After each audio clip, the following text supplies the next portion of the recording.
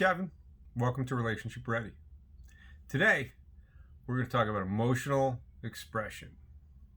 Emotions. We all got them.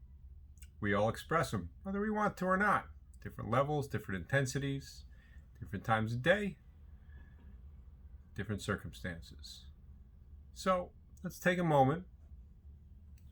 Just pay attention. And this is the number one therapy question from a therapist that you would expect stereotypically. But what are you feeling now? I'm feeling curious, feeling excited, and I'm feeling happy. That's just how I expressed that. I told you verbally how I expressed those emotions. Hopefully you saw a little bit of my face too. Expressed it with my body language. So, how do you express your emotions? What's your go-to? What's the ways you struggle with? What's the ways you want to express your emotions? So today, we're going to talk about the definition of emotions and how they move, because emotions always move. You can't hang on to one emotion for that long unless you're stuck. And we'll talk a little bit about that too. So, one of the things I want you to get out of this, emotions are the opposite of your thoughts. Feelings control your thoughts, but thoughts also control your emotions. And the more control you have over your own thoughts, and the more control you have over their own emotions, the more control you have over yourself. And then you get to choose how you express your emotions. Otherwise, your emotions choose for you. Maybe when you're raging and punching a wall.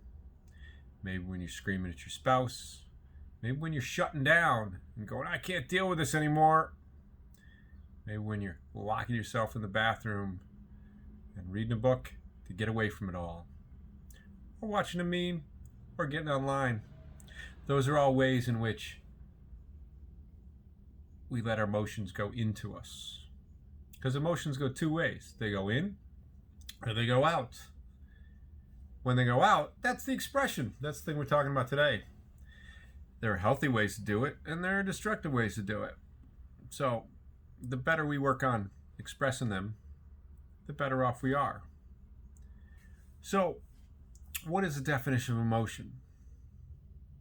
Emotion, dictionary-wise, is a natural instinctive state of mind deriving from one's circumstances, mood, or relationships with others. It all comes back to relationships. So, those are all the things that can affect our emotions. But we want to come back and take control of our emotions, of ourselves. Not of others, because there's no real control of others, but of ourselves. So, a lot of the most popular therapies now, and the ones who statistically seem to work better for most people and are popular, there's other ones that work really well that aren't as popular, are the cognitive, behavioral, or the rational ones. Cognitive behavioral therapy, started by Aaron Beck, supported by his daughter Judith Beck. And then rational motive therapy. One of the gurus was Albert Ellis. And one of the foundations of these two kinds of therapy are that our thoughts can affect our emotions. And if we work on our thoughts, we get a better handle on our emotions. So if I'm thinking, I can't stand myself, or I can't stand you, there's emotions that comes with that. Anger, fear, frustration, annoyance, road rage. That's the behaviors. But if we can get a better thought into our head that's realistic and true, like, I don't like this particular one thing about this person. Or, that person is driving really badly. Which is very different than I can't stand that person. I can't stand myself. Because there's all good qualities in you and me and everybody else. Which are more true. And coming to the truth, that's where the emotions come from. Is the truth. Because the emotions, you know, on some level, are in your gut, or in your body. They're where you live. And they drive us. So, take a moment with whatever emotion you're feeling right now, and see if you can tell where in your body this emotion is. Is it in your gut? Is it in your heart? Is it a thought in your head that's pounding? Are you grounded in your feet? You're feeling calm down there? Where is your emotion? Does it have a shape? Does it have a color? Does it have a size?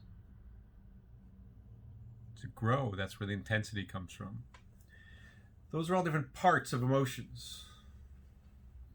And you can delve very deeply into them. But let me get back to one of the things I said before. Emotions go in or out.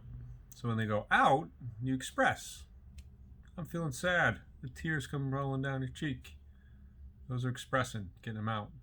When they go in, we internalize them and we stuff them. And the longer we stuff them, the more they become toxic. So sadness becomes grief. Anger becomes rage. After that grief of sadness, it becomes depression. And anxiety is kind of a blanket over all those things. Because as difficult as anxiety is, it's a good cover for whatever the other feelings are. So if you're feeling anxious, delve under that blanket. Take a peek. See if there's something else under there. If you can express it. If you're just going to stuff it back deeper, that's the toxic part. And that's what we want to avoid. So expression in a healthy way, not punching a wall, but maybe punching a pillow, punching a speed bag, punching a heavy bag, but not punching people, is a healthy expression. And the other ones are destructive. So this is some things to think about, but what do we do about it? You got to pay attention first. Try to live in your body, because in your body is your emotions and your thoughts. If you tie those together with your head. So, after we're talking, how are you feeling now? How much are you living in your body? How close to your emotions are you? Because it's okay to have them. We all got them, whether you admit it or not. How well do you express? So, make a list. What are the top 10 ways you express emotions or want to express emotions? And start practicing it. Let me know how you do. This is Kevin. Thanks for watching. Relationship Ready. We'll see you next time.